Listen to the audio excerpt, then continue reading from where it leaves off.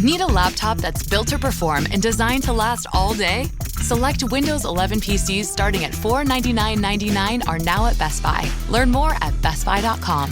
Best Buy. Imagine that. Listen, all you New Yorkers. Taxi! Okay, man, we're looking around. This is the 77 WABC minicast. Edward Jones is our expert on all things Middle East. No, don't run away. I know you're tired of hearing about it. I know it's very boring. But because there is a memo of understanding, and people keep saying an MOU, and in their arrogance, assuming we all know what an MOU is, no freaking idea. It's a memo of understanding between the Iranians, who don't understand us, and our government, who doesn't understand the Iranians. They've come to an agreement. What could possibly go wrong? Edward Jones, please tell us the status of our relationship with Iran and what you think, in your opinion, is going to happen. Yeah, hey, Walter. Hi, good morning. Thanks for having me on. Again, this is actually called the Islamabad Memorandum of Understanding. That's the official title of it, between the USA and the Islamic Republic of Iran. Now, here's the deal, okay? It's not really a deal. I was on a call today with a real top regional Gulf expert, and she said, this is kind of a pinky promise. Okay, I kind of like that. But anyway, it was read today by an anonymous U.S. senior official, paragraph by paragraph. And, it seems to me, from going through this, and I'm a word guy, I kind of get off on text and stuff, it seems to be written by Iran. That's the way I look at it. It doesn't seem to be a cooperatively partner written negotiation kind of written together. And in my mind, it's stilted language. It could actually may have been done in Farsi and translated into English. But setting that aside, there's a lot of interest on the part of the money part of this thing. So I'll go right into that and circle back into the other pieces. But the money part is kind of buried further down. They're saying the U.S. And its regional partners, okay, the Gulf Council there, will establish a $300 billion Iran Reconstruction and Development Fund. This is to make up for all the things we broke there and rebuild the country. The U.S. will end all types of sanctions. And this is critical, they say in the paragraph. UN sanctions, U.S. sanctions, IAEA sanctions. These sanctions are laws. They're very complex, and they bring in nations all around the world. This is not going to happen overnight. It's going to take a long, long time to do that. They then go into talk about the U.S. Treasury will issue oil export waivers, okay, letting them export waivers, including waivers on taxes, banking fees, insurance, transport, et cetera, et cetera.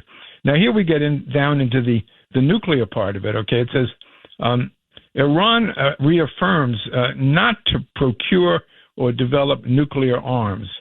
They don't talk about returning any of the dust or the 11 tons of uranium enriched that they have. They don't mention that. They say that they will do downblending of the dust to reduce its power. They discuss enrichment, but they do not say anything about removal or inspections. But they do say that any discussions will be based on Iran's nuclear needs, whatever that is. And they say that Iran will because maintain their nuclear program. Iran's nuclear needs. Hold on a second. Iran's nuclear needs. You and I are on the air in Chicago on WGN. Iran's nuclear needs, Edward. What?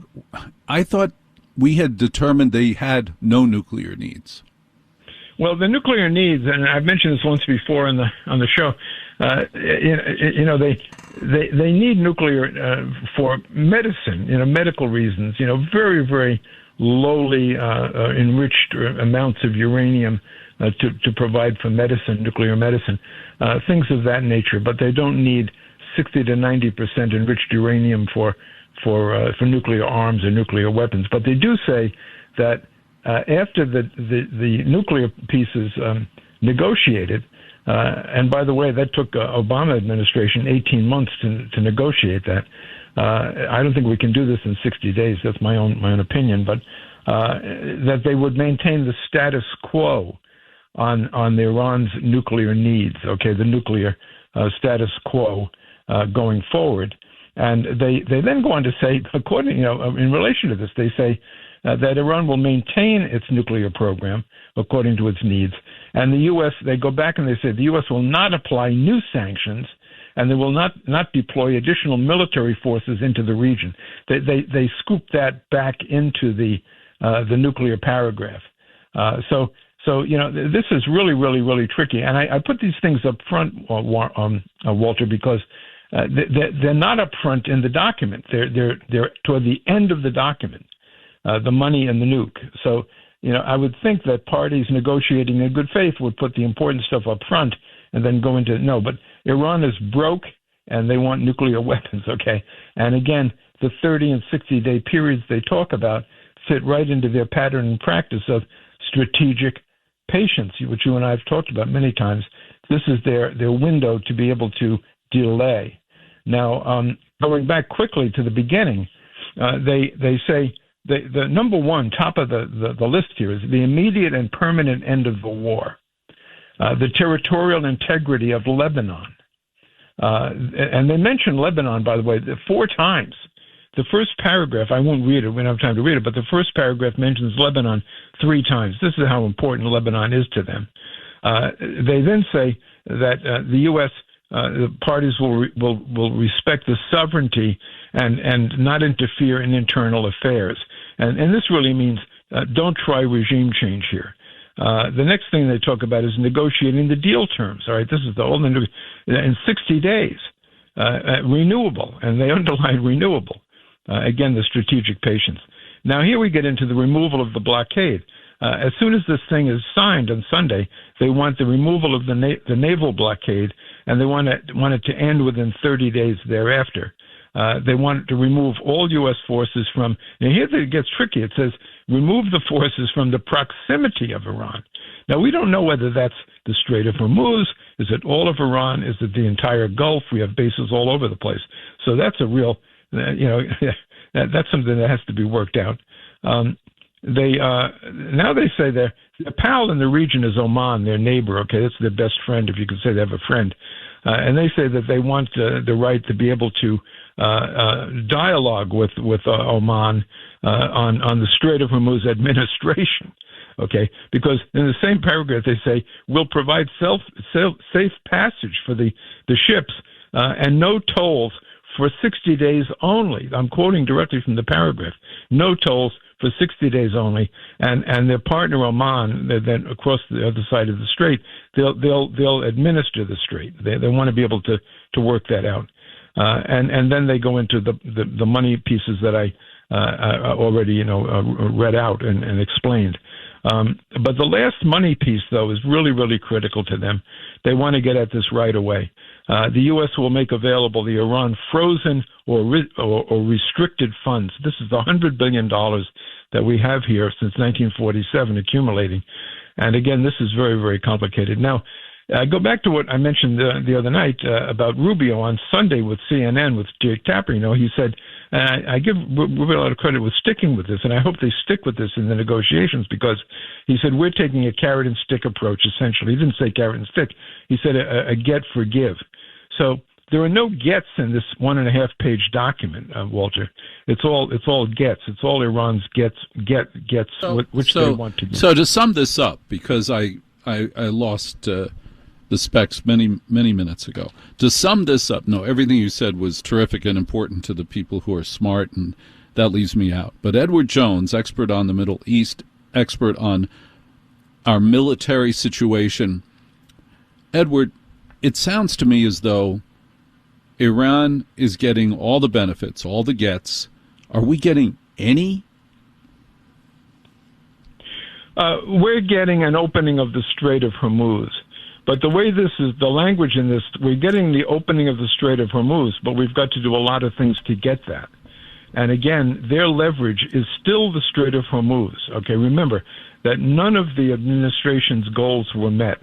And Iran right now, and I'm looking at so in the Middle wait, East. none not the administration, none of Trump's goals were met. Is that what you said? Yes, exactly. Yeah. None. Yeah. None. Regime change. No. So we wanted a regime change. We wanted to get rid of the people who look like they're in Harry Potter. We wanted to get rid of them.